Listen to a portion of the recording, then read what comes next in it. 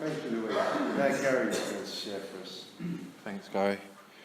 My first self-centred thought was when I sat down was, I hope the sun goes out by the time it gets to my shed, you know, like, because I can't see half the room, like. Yeah, good evening, everyone. My name's Gary. I'm a recovered drug addict. Hi, Gary. Very grateful to be alive, clean, sober, and at a meeting of Cocaine Anonymous. I believe through the grace of God, the 12 steps and the fellowship Cocaine Anonymous, I sit here clean and sober and have celebrated a sobriety birthday recently of 5 years, and I don't believe it's to do with anything other than those three elements of recovery. So I've been at work today, and I got home from work, and I went to my wardrobe, and I was sure there was 2 shirts there, 2 long sleeve shirts as well, and I opened my wardrobe to my horror, there wasn't, and I'd remembered that I'd bagged some stuff up recently and given some stuff away, and then sort of panicked, went sort of like into self, and was like, oh my God, what am I going to do? I just won't go. I'll just cancel. That's what I'll do. I'll cancel and won't go. And then I see this summery shirt, and I thought, oh, they're just going to just look at the state of me. Like, I thought, oh, it'll be all right. Just iron it. It'll be all right. You know, like, so I get the iron out, start prepping my dinner, and come back to the iron, and I tap it, and it's like, it's dead cold. And I was just like, oh no, what else can go wrong for me this evening like that? So then I'm stood there with a hairdryer just trying to like fold out any creases that are in the shirt, like, and like, checking in the mirror, just thinking, do you reckon that'll be all right? I was just like,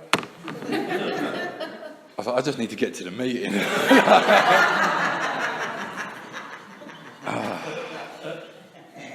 And I'd done my stuff this morning as well, do you know that? So that's what I'm sort of up against, clean and sober. Like,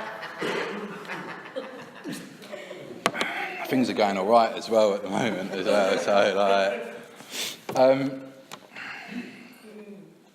thank you for all 3 shares. I really identify with them as well. And Matt, thank you for allowing me to come and share tonight. For a long time, I used to say, and used to believe as well that, you know, I felt awkward, felt different, felt separated, isolated, all that kind of stuff as a child, which part of me does think I did, but part of me thinks I don't really know how I felt at 8, 9, 10 years old. I just don't really know. All I do know is that when I drank Pernod and blackcurrant, yeah, I quite liked it, and I liked the effect that had on me. And that was the same for when I took the next substance, like a few years later, then the next substance, and the next substance, and the next substance. And the common thread and the common thing that ran through all of those substances was that I could never control the amount that I took once I started, and I always took more than I had ever planned. And that was just a common thread. Because I used to sit in meetings and I used to sometimes, you know, even myself as well, I'd sit here and I'd give this real, like, glorified big story about where it is that I'd been and what I'd done and used, you know, because I felt that's what I needed to do, which I later discovered and found out it was just really just born out of self-centered fear and my own ego and for a need to impress. And it was like, that stuff I found, what it used to do was just separate me from a lot of people, separate me from people who are new, who hadn't been and done sort of certain things that I'd done. I truly believe that sharing our story, and for me, sharing my story was more about one-on-one in the 12th step, doing that with another man or a woman, and sitting there and conveying my story and what I do, you know, and doing that with someone else. There's a really good bit in the doctor's opinion, which I've found that's just helped, even more so recently when I've looked at it, that helps. Like, if someone's new here today and unable to maybe decide whether they're an alcoholic or a drug addict, it sort of really just gives a good breakdown of what it is. It's in the doctor's opinion. It says the classification of alcoholics seems most difficult, and in much detail is outside the scope of this book. So there is, of course, the psychopaths who are emotionally unstable. So do we have any people who are emotionally unstable in here? It's definitely me. So we're all familiar with them types. They're always going on the wagon for keeps. So they get drunk on Sunday, make a decision on Sunday, and then they're drunk by Monday. Any more wagon keepers? Anyone like that?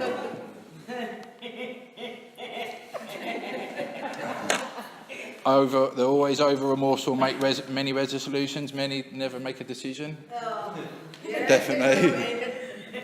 So there's the man or woman who's unwilling to admit that they cannot take a drink. Yeah? Plans various ways of drinking. Oh, yeah. Changes their brand or their environment. Oh, yeah. So there's the type that always believes that they're being entirely free from alcohol or drugs for a period of time can take a drink without danger. Like that. There's the manic depressive type who at least by his friends a whole chapter could be written. And now this is the one I always thought I was. There's the guy who thinks he's entirely normal in every aspect. Yeah. Except the effect that alcohol has upon him. That's who I thought I was. I'm not really. I'm one of the emotionally unstable types that, yeah. But I like to think I'm the one that's normal. But what it says in here is that all of these people have one symptom and one thing in common, is that they cannot start drinking or using without developing this craving for more substances, you know, this physical allergy. And for me, it just made sense, you know. For me, it just put the pieces together for me where, you know, it was like the key to things, why I couldn't stop drinking and using. I come to the fellowship and I believed that I drank enough alcohol and I believe I took enough drugs to be convinced enough that it was the 12 steps and a program of recovery that's what I needed in order to sustain sobriety, because everything else prior to that had convinced me that I couldn't stay clean and sober on any other sort of kind of program. Thank God for all the men and women that had helped me in those other services and other things available that had got me to the position where I was able to be open and sort of be ready and receptive to the 12 steps. I remember my first meeting, or first meetings I used to go to. There was the big meeting at Asda on a Monday, and I used to just love it there. Like it was 130 people strong at that time, and I used to go in. There used to be a lot of flat caps being worn in there as well, and it was very like, I thought everyone was from South London, and I thought everyone was a Cockney as well. I really did, honestly. My perception of reality at that time was quite distorted. Still is with the shirts in the wardrobe and things like that, but it was very distorted then, and I thought you had to be from London to be in Cocaine Anonymous. And some people know me. I've shared this like time and times before, that people used to ask me where I'd come from, and I'd tell them Tottenham, because, you know, I just wanted to be a part of. I really just wanted to just be able to join in and connect with people. And, you know, I thought if I said I come from Tottenham, like, you know, I'd join the group, like, join the gang or something like that, you know, that they'd like accept me in with open arms. And, you know, my story is that, you know, I'm a Tottenham fan, yeah. And that's hard enough as well. You have to work the steps to be a Tottenham fan, I tell you, like, it's hard work being a Tottenham fan. And, you know, I used to know a few dealers in Tottenham and a few roads and things like that. So I'm skilled in that way of sort of being able to sort of name some few things to few people and sort of blag my way till they believe that I am from Tottenham, and sort of like, you know, the dairy's off me, then I can just sort of breathe a little bit easier. And like the truth is I come from Hertfordshire, which is about 30-40 miles away from Tottenham. It's like, it's not that close to Tottenham at all, really. It's nowhere near London, actually. If I'm honest, it's miles away from London. But I only ever got found out about this till I started sharing about it in meetings. I don't know how you make amends for that kind of thing. Like, I don't know. And that's just how it was for me. And early on, you know, I was just like full of dishonesty. You know, I remember as a child being caught smoking in my house, and no one smokes in my house, and they've got like these really like white ledges there. And my mum would come in the morning and there'd just be ash all over them like that. And she'd say, "Have you been smoking?" "No, it's not me." And she goes, "Well, no one else smokes in the house. No one else has been in there." And it was like, it wasn't like that yesterday. So who has done it? And then I'd just kick off, like, make a big scene and like say, "You're always on my case," like, and storm out of the house. But I had that natural inability to be honest. You know, even when I got caught, it was just on me. Like, I just couldn't do that. And that was just sort of a driving force throughout the whole of my life. And I'd like to say it's not been like that in my sobriety, but I'd be lying. So I got a sponsor and met with my sponsor every week on time when he said, you know, 2 bus journeys sometimes at his house, never late, with my step work done. And went through the steps,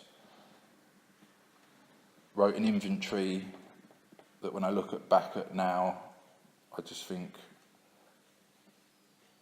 it just makes me laugh. It was just like a life story of just the resentment part was just like that, you know. It's just like, oh, Thingy sold me this dodgy thingy when I was at school, and like it was just like all full of just that stuff.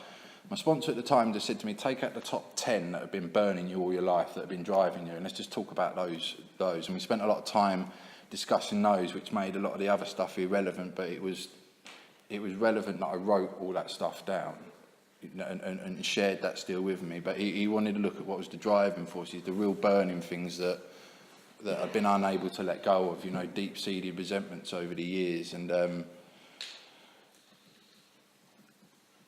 went out and I made a bunch of amends. And for me, I just thought the steps was like an exercise that was like, you do the steps and then that's it, you know, you just get better. And I failed to heed that this was a programme of action that was needed to be daily applied, and that the general application of the steps was more important than the actual sort of going through them, because going through them is an easy exercise, you know, like they're so simple in any form that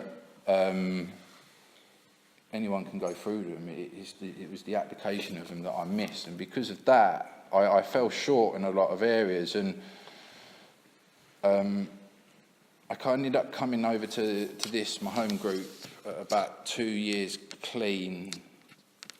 Yeah, it was about 2 years clean. I've been here for about 3 years now, and at that time, I just see how much grace was in my life, because the fact that I didn't drink and use in that period of time because of the stuff that I wasn't willing to submit myself to do, you know.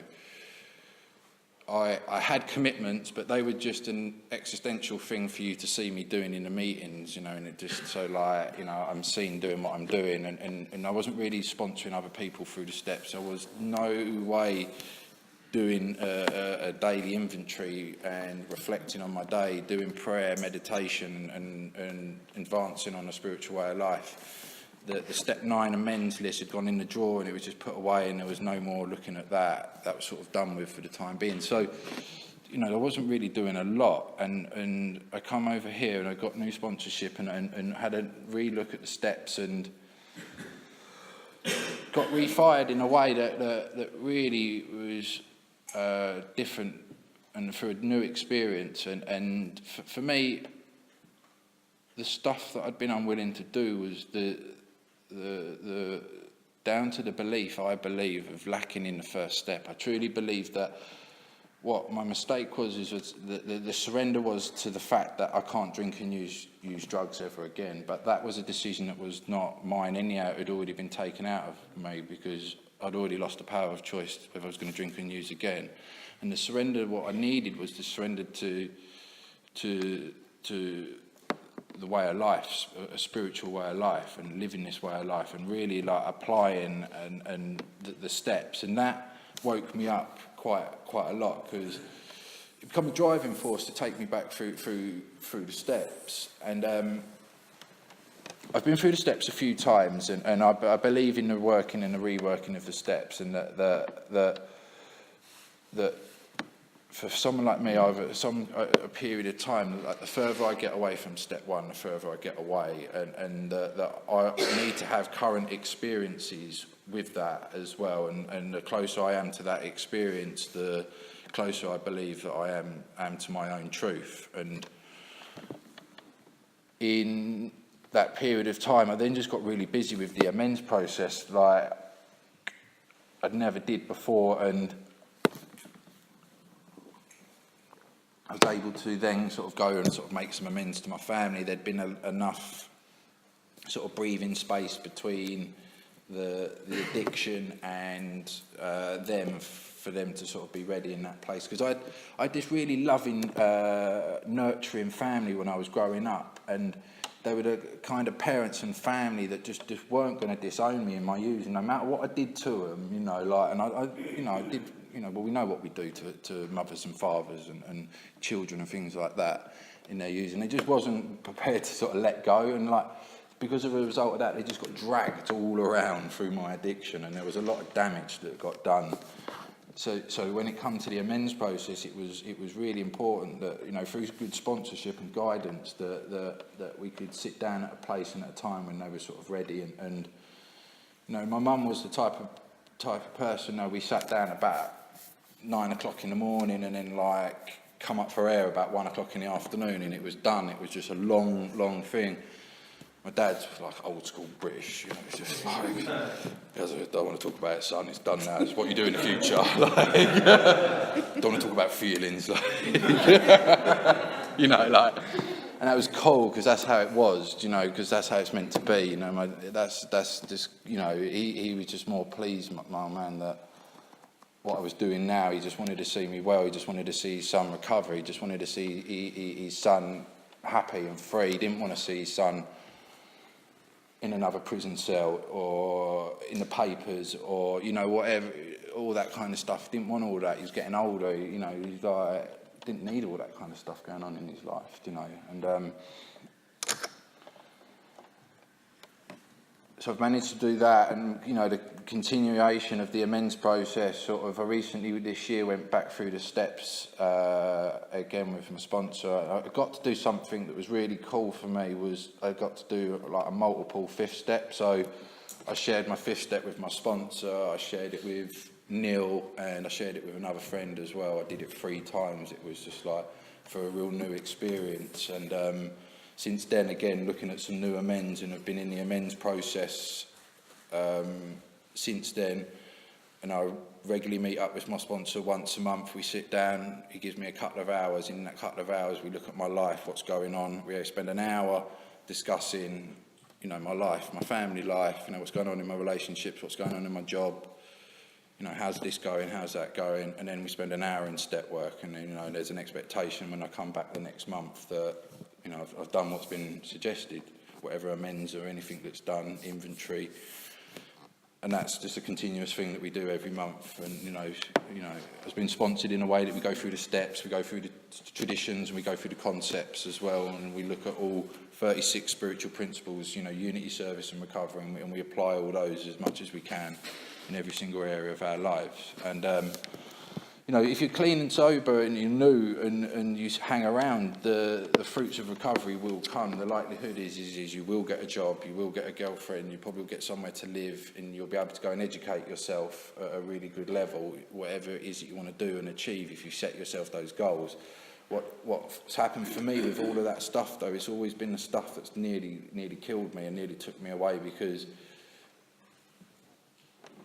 even my home group as well, just sitting in my home group once a week, you know, and just staying over here, you know, being quite arrogant and not going out into the fellowship, and that, you know, and forgetting that it's this stuff that give me the job, give me the ability to go and educate myself. You know, it's through God's grace that I get to go to work and get to do this stuff. You know, I get to be a part of life. I get to be an uncle, a brother. I get to be a stepfather, and all those type of things. You know, all come from the direct result of the steps and nothing else. See, Gary's moving the card thing away now. 20 minutes sometimes I really think is like not enough. Like Marvin said it the other week. 2 minutes is not enough for him. 20 minutes is not enough for me. Like in traditional AA years and years ago, you used to get an hour's pitch. Yeah, they used to give you an hour. Yeah, and you was directed in a way that you share for 10 minutes on what it was like. 40 minutes about the steps and 10 minutes about the power of God and how that and what that's done for you in your life. And if you couldn't fill an hour, you wasn't asked to share. That's just how it was. I love the history of this fellowship. I think it's really important to know where we come from, and I'm very grateful to be able to sit here and share this evening. And thanks for listening. Thank you. Thanks, Gary. Thanks, Gary. Good. In 2 minutes.